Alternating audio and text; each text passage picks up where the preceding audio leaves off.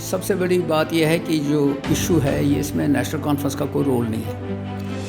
National conference کسی reservation کے خلاف نہیں ہے۔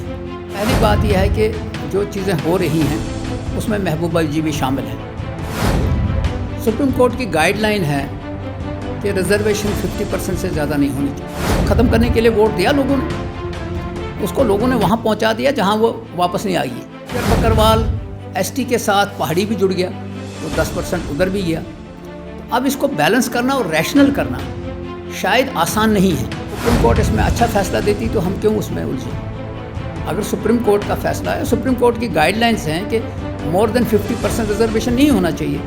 اگر وہ غلط کیا ہے کسی نے تو سپریم کورٹ اس پر کام کرے، اس کو وہاں تک ہی رہنا چاہیے۔ وہ صرف اب مشورے دے سکتی ہے، باقی کچھ نہیں کرتی ہے۔ ہم نے گورنمنٹ چلانی ہے، ہم نے سب کو ساتھ لے کے چلنا ہے اور ہر ایک کی بات سننی ہے۔ اگر کسی کو شکایت ہے کہ ریزرویشن مور دین 50% ہے تو کورٹ از دیئر۔ سب سے بڑی بات یہ ہے کہ جو ایشو ہے یہ اس میں نیشنل کانفرنس کا کوئی رول نہیں ہے۔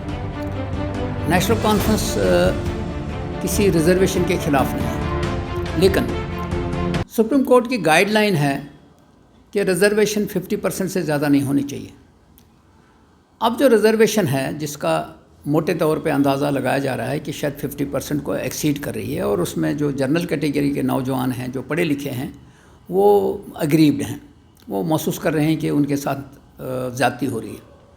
عمر صاحب نے الیکشن کے دوران کہا تھا کہ ہم اس کو ریویو کریں گے، اور گورنمنٹ بننے کے فوراً بعد ایک سب کمیٹی بنائی کیبنٹ کی جو اس کے اوپر کام کر رہی ہے۔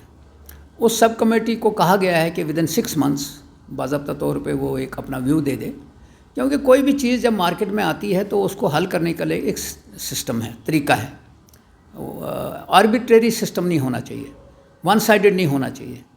جہاں اگریوڈ ہیں وہاں دوسروں کو یہ شکایت ہے، جو ریزرو کیٹیگری کے لوگ ہیں وہ کہتے ہیں کہ جی ہماری ریزرویشن پہ فرق نہیں پڑنا چاہیے۔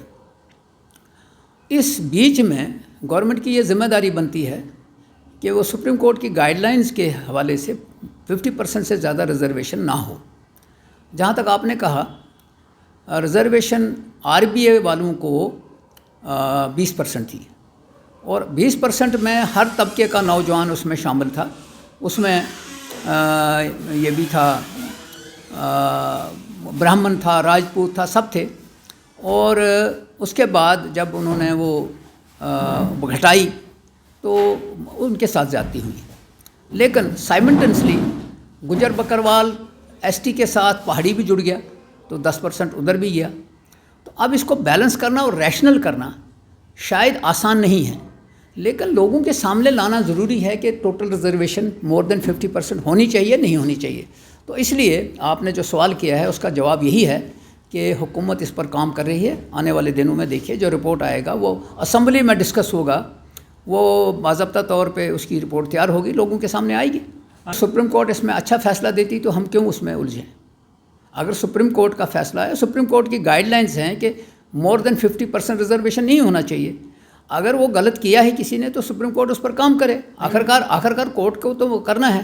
لیکن محبوبہ مفتی، پہلی بات یہ ہے کہ جو چیزیں ہو رہی ہیں اس میں محبوبہ جی بھی شامل ہیں، تو محبوبہ جی کو بھی شرم آنی چاہیے اس طرح کی۔ ان سب تباہی کی ذمہ دار وہ ہے۔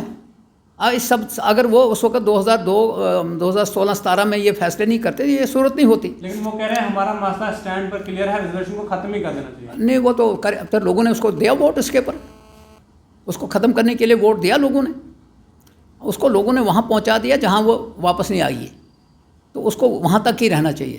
وہ صرف اب مشورے دے سکتی ہے، باقی کچھ نہیں کرتی ہے۔ ہم نے گورنمنٹ چلانی ہے، ہم نے سب کو ساتھ لے کے چلنا ہے اور ہر ایک کی بات سننی ہے۔ اگر کسی کو شکایت ہے کہ ریزرویشن مور دین 50% ہے تو کورٹ از دیئر۔ اگر وہ ریشنل ہے تو اس کے لیے فیصلہ ہے، کبھی فیصلے تو غلط بھی ہو سکتے ہیں۔ اگر اللہ صاحب نے جو احتجاج کیا تھا کیا وہ نیشنل کانفرنس کا احتجاج تھا؟ کیونکہ اس کے بعد سلمان ساگر کا بیانہ تھا یہ ان کا خود کا احتجاج ہے، اس میں ہمارا کوئی رول نہیں۔ ہر ایک آدمی کی یہ نیشنل کانفرنس کی انر ڈیموکریسی ہے۔ ہر ایک آدمی کو حق ہے احتجاج کرنے کا بھی، ہر ایک آدمی کو حق ہے اس کی خلاف بات کرنے کا بھی۔ نیشنل کانفرنس کی انر ڈیموکریسی ہے، کوئی پرابلم نہیں ہے۔ لیکن سلمان ساگر نے تو یہ کہا کہ بڑے نہیں ہیں وہ پارٹی سے، کیونکہ انہوں نے پارٹی کے کسی بھی صدر سے اجازت نہیں لی۔ پارٹی کا ایک پورٹ فولیو ہوتا ہے، ایک گائیڈ لائنس ہوتی ہے۔ پہلی بات یہ ہے سلمان ساگر کے بیان کو میں کوئی وہ نہیں کروں گا۔ راہولہ صاحب کو یہ اجازت ہے کہ وہ پروٹیسٹ بھی کر سکتے ہیں، وہ ایم پی ہے، اس کو الیکٹ کر کے بھیجا ہے، ہم اس کو ڈس رسپیکٹ کیوں کریں؟